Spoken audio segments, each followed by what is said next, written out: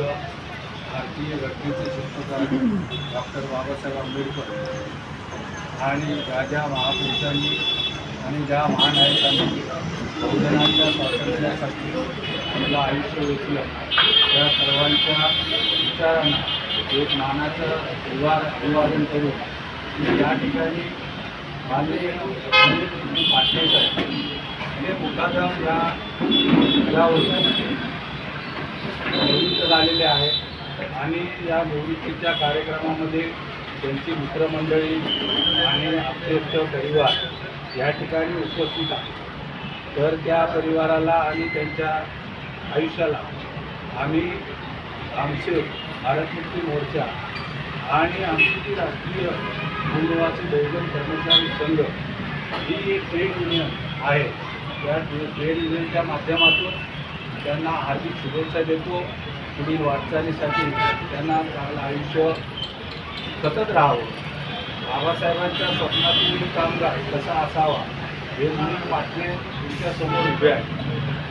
बाबासाहेबांना जे वाटत होतं की एक कामगार कर्मचारी कसा असावा.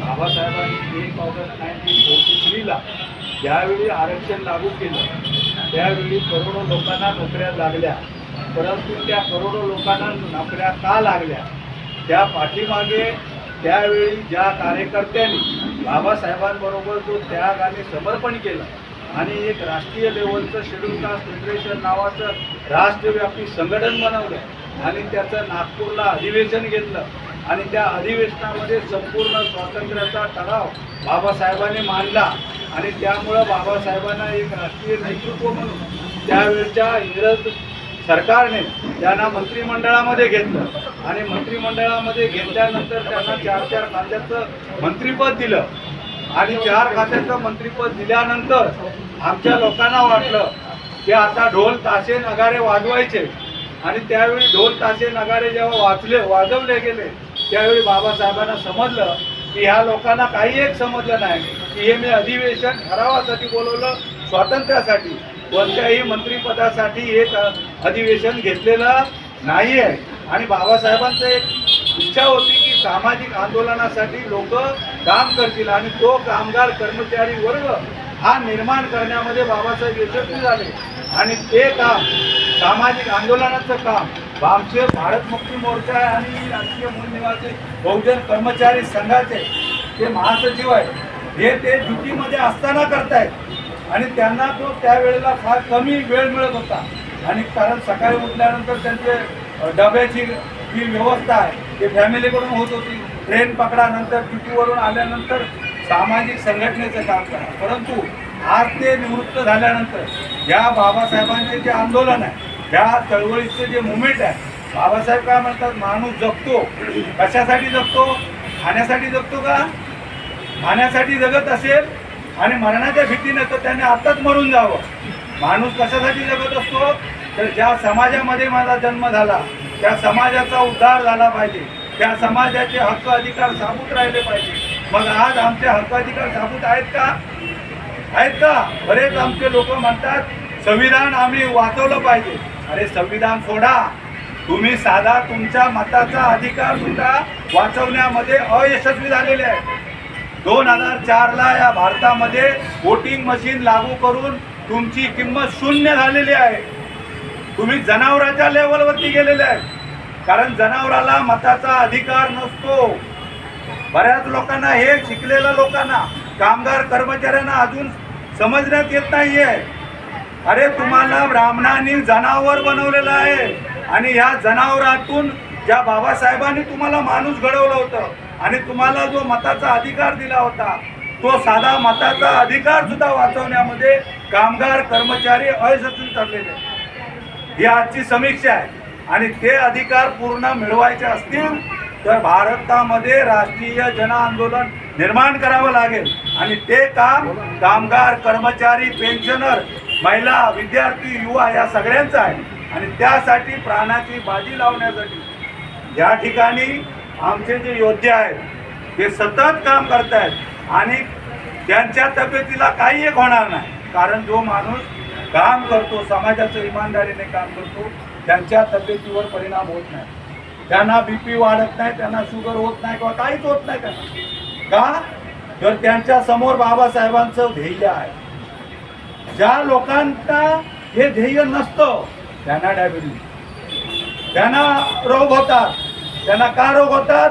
कारण त्यांना बाबासाहेब वरून बघतायत. बाबासाहेबांनी या समाजाच्या उद्धारासाठी रमाईचा आणि 4 पोरांचा त्याग दिलेला आहे, बळी दिलेला आहे. त्याच्यावरती आज आम्ही निर्माण झालेलो आहोत. आम्ही असेच निर्माण नाही झालो, कोणीतरी त्याग आणि समर्पण केलं. कसे ते त्यागी आणि समर्पित कार्यकर्ते, त्यांच्याकडून आपण शिकलं पाहिजे.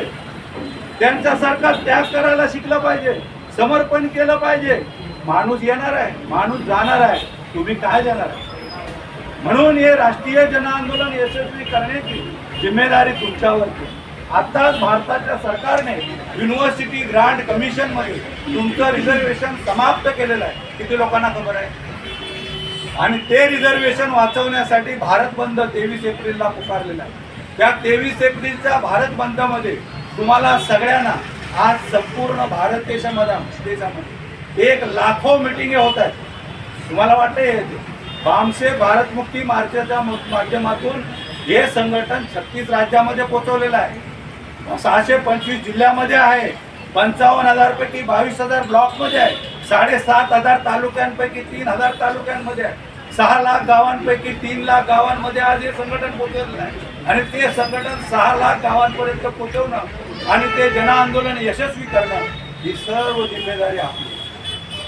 त्यासाठी हा कार्यक्रम, सेवानिवृत्तीचा कार्यक्रम असा ठेवलेला नाही, त्याचा उद्देश आहे. आणि तो उद्देश पूर्ण करण्यासाठी आपण सर्व प्राणाची बाजू लावा आणि त्यांच्या बाजूने उभे राहाल, त्यांना तन मन धनाने सहकार्य कराल ही अपेक्षा ठेवतो. आणि त्यांना दीर्घ आयुष्याची आणि त्यांच्या परिवाराला सुद्धा, आता त्यांनी परिवारांची जिम्मेदारी सांभाळलेली आहे, पण परिवारानेही लक्षात घेतलं पाहिजे की आज पाटणे साहेबांवरती हा मोठा समाजाच्या परिवाराचा सुद्धा एक जबाबदारी आहे आणि ती पार पाडायची. त्यासाठी आता त्यांनी सहकार्य केलं पाहिजे. आता त्यांना पूर्ण सहकार्य करून पूर्ण वेळ हे काम करण्यासाठी संधी दिली पाहिजे आणि ती द्याल अशी अपेक्षा ठेवतो. आणि या ठिकाणी मी माझे 2 शब्द संपवतो. तुम्ही सर्वजण या आंदोलनामध्ये तन मन धनाने सहकार्य कराल.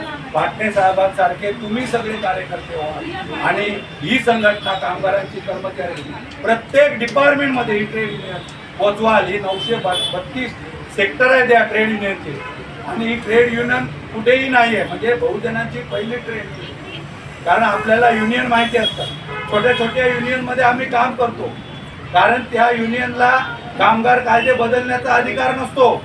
कामगार कायदे बदलू शकतात ट्रेड युनियन. आणि त्या ट्रेड युनियन 2 ते 3 ट्रेड युनियन आहे. एक काँग्रेसची ट्रेड युनियन आहे, BJPची ट्रेड युनियन आहे. त्या ट्रेड युनियन कामगार कायदे बनवतात कामगार मंत्र्यांसमोर. आपली जर ही ट्रेड युनियन झाली तर आपण जे बनवलेले कामगारांच्या विरोधातले जे 44 कायदे, जुनी पेन्शन योजना आहे, ते सर्व आपण मिळवू शकतो. म्हणून ज्या ज्या डिपार्टमेंटमधून कामगार आले असतील त्या सगळ्या कामगारांनी हे 90चं धोरण जे लावलेलं आहे, आज 34-35 वर्ष झालेले आहेत. आम्ही तुम्हाला सतत 35 वर्ष सांगतोय की हा जो परिणाम दिसतोय, आज परवाच एका मेलवरती 30,000 कामगारांना काढून टाकलेला आहे. हे 30,000 कामगार जे काढलेले आहेत आज आम्हाला बोलतायत. आम्ही 90 पासून तुम्हाला सांगतोय की हे धोरण, हे खासगीकरण. आज समोर तुम्ही नेपाळ बघितलं असेल. नेपाळमध्ये आज हे सर्व शाळा ज्या आहेत सरकारी केलेल्या आहेत. आज कॉन्ट्रॅक्ट पद्धती भारतामध्ये लागू आहे. आउटसोर्सिंगने भरलं जात आहे. ते बंद करण्याचं काम तुम्हीच करू शकता, कारण तुम्ही फुले शाहू आंबेडकरी विचाराचे समर्थक आहे, संविधानाचे समर्थक आहे. तेच काम करू शकतात आणि तेच कामगारांना वाचवू शकतात. म्हणून या ट्रेड युनियनमध्ये तुम्ही सगळ्यांनी मेंबर व्हायचं आहे आणि व्हाल अशी अपेक्षा ठेवतो आणि या ठिकाणी थांबतो. धन्यवाद.